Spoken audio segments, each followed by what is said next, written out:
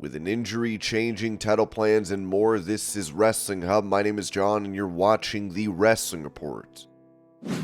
Before we get into the rest of the video, make sure you subscribe to Wrestling Hub and turn on all notifications to stay up to date with everything in the world of pro wrestling. Also, don't forget to follow us on Instagram at Wrestling Hub Official and follow us on Twitter at Wrestling_Hub.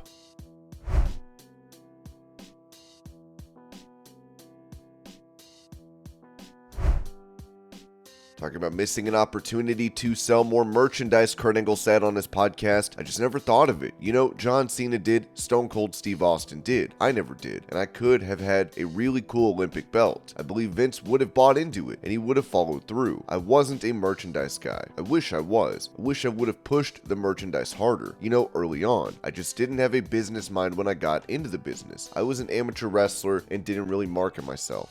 John Cena came in fully prepared. Stone Cold Steve Austin, same with him. They had ideas for merchandise before they even started, and they continue to have ideas for merchandise during their careers. I didn't start having merchandise ideas until my 5th year in the business. Then I was like, okay, I need to start making merchandise, and it was just horrible that I didn't have a business mind at that time."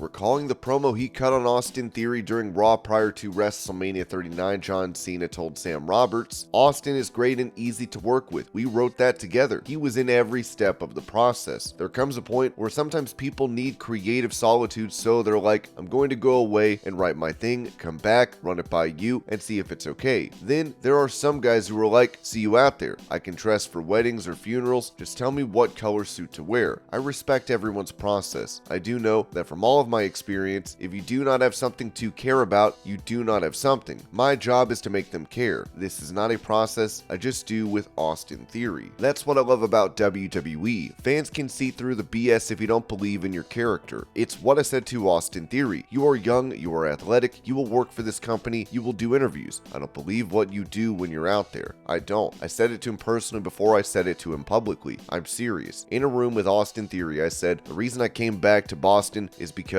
you can't do this yourself yet. You cannot carry a WrestleMania promo yourself yet. If you fail, we waste the equity that I'm willing to give. In that match, if I get hurt, I hold up production, which puts 300 people out of work. Let's do this right. Let's get some equity here. Then you start thinking about the angles. What's the most important thing? What's our story? I don't believe what you do. That's what I'm going with."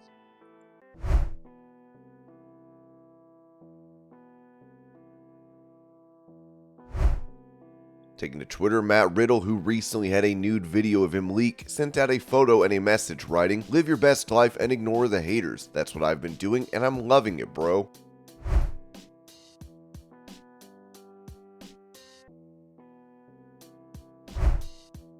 With WWE interested in legalizing betting on their matches, which could impact the creative side of the business, it was reported that Fightful was told by WWE talent that they haven't really been briefed about the possibility of WWE getting into the gambling scope, and many were surprised by some of the details that had been outlined. Specifically, there were concerns around the results of matches not being disclosed until a few hours ahead, not because that's out of the ordinary, but because it could affect long-term input into their stories. Usually, we don't know the results of matches until about then anyway. There have been world title matches where people didn't know until shortly before the match, so that won't necessarily be that different. The concern comes into where and what we can pitch, how that affects things, and the ability to get things changed that talent doesn't agree with. There will be a lot of figuring out where and why changes are pushed for and from, and I think that this is probably more trouble than it's worth, one longtime talent said. Those that we spoke to say they haven't heard much about the story since it first broke a couple of months ago, and they don't expect anything to come of it.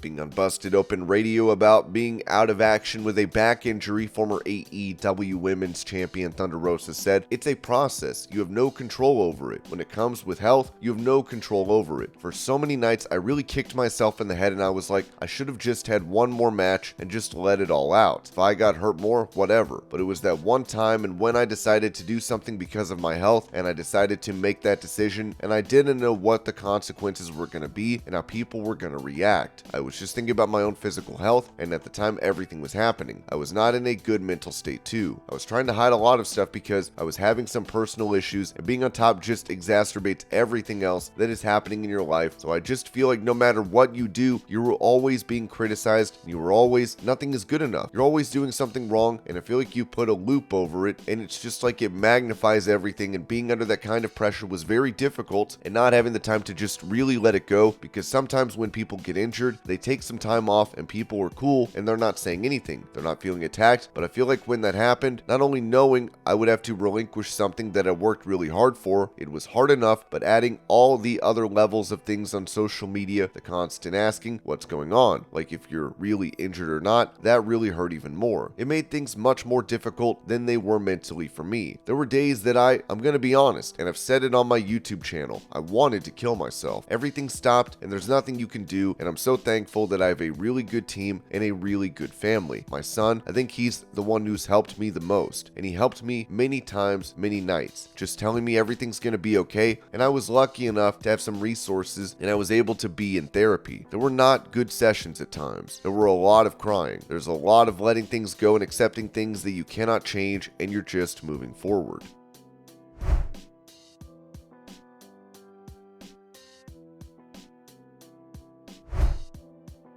During a WWE live event, Cody Rhodes would comfort a child at ringside. As Matt Coon wrote, there was a crush of fans at ringside post-show, and Cody signed every autograph in sight. Cody saw this kid crying up against the barricade, stopped everything, lifted him up, comforted him, talked to him, and handed him to his parents.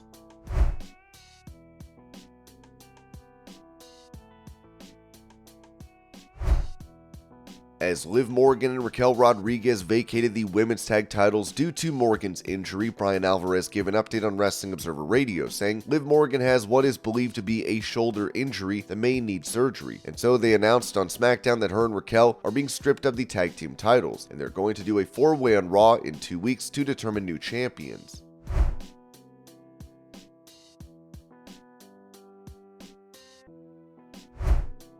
Drew McIntyre has been making headlines due to his absence from WWE and reports that his contract is set to expire later this year. Now, Dave Meltzer has said on Wrestling Observer Radio that he is ready to return and could even be the mystery partner of Sami Zayn and Kevin Owens on Raw tonight. As it was added, the last I heard, he was just waiting for him and creative to agree on the situation. The injury situation, I was told that the basic gist is that he's ready to come back. Now, Ringside News wrote that BWE dropped a pretty big bombshell behind his private Twitter account. He quote retweeted a tweet from WWE asking fans who will be Kevin Owens and Sami Zayn's mystery partner this week. He didn't say anything, but he included an explosion emoji. Then BWE tweeted out a few minutes later to say, as of Draft 1, it's Shinsuke. This is a big surprise because it goes against the current thought that Drew McIntyre will be Kevin Owens and Sami Zayn's mystery partner.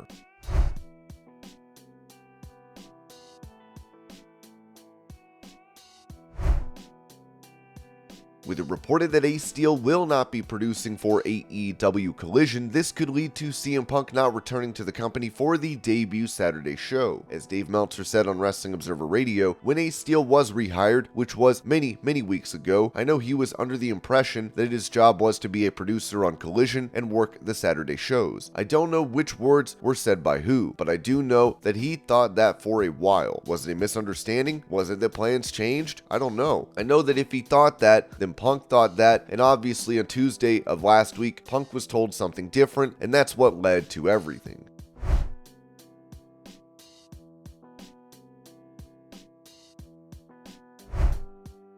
During a match to crown the first New Japan Pro Wrestling Strong Women's Champion, Mercedes Mone would suffer a broken ankle against Willow Nightingale. Here is a clip of the moment she got injured, as well as her being carried out of the ring after the match. It would be noted on Wrestling Observer Radio that Mercedes was set to win this match and become the inaugural champion. Willow would hit her finishing move after the injury, but the referee refused to count to 3, which caused the crowd to boo. Willow would hit another move and win the match, as this time the official made the count. PW Insider insider would add that the word making the rounds backstage at the New Japan Pro Wrestling Resurgence event in California is that Mercedes Mone suffered a broken ankle during the main event against Willow Nightingale. Mercedes would also break her silence on the matter, taking to Twitter to post a video of herself in the hospital and write, "Wrestling, phew, not how I dreamed for tonight to go. I'm so sorry and I love you guys so much. I'm gonna heal and be back better than ever." Sean Ross Sapp of Fightful would add that, "I'm told Tamina was backstage at NJPW Resurgence supporting Mercedes Mone. She helped Mercedes through the back before Mercedes went to the hospital. Chelsea Green once told me she believed her broken wrist would have been shattered had Tamina not helped take care of her during their match."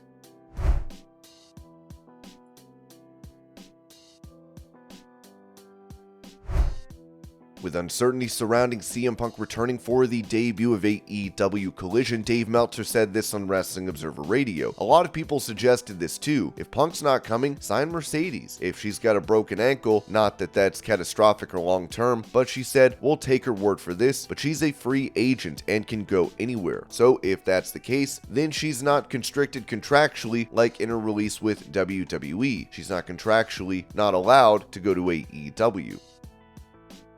And this was your Pro Wrestling News Update. I hope you're all having a great day. Thank you so much for watching, and I'll see y'all later.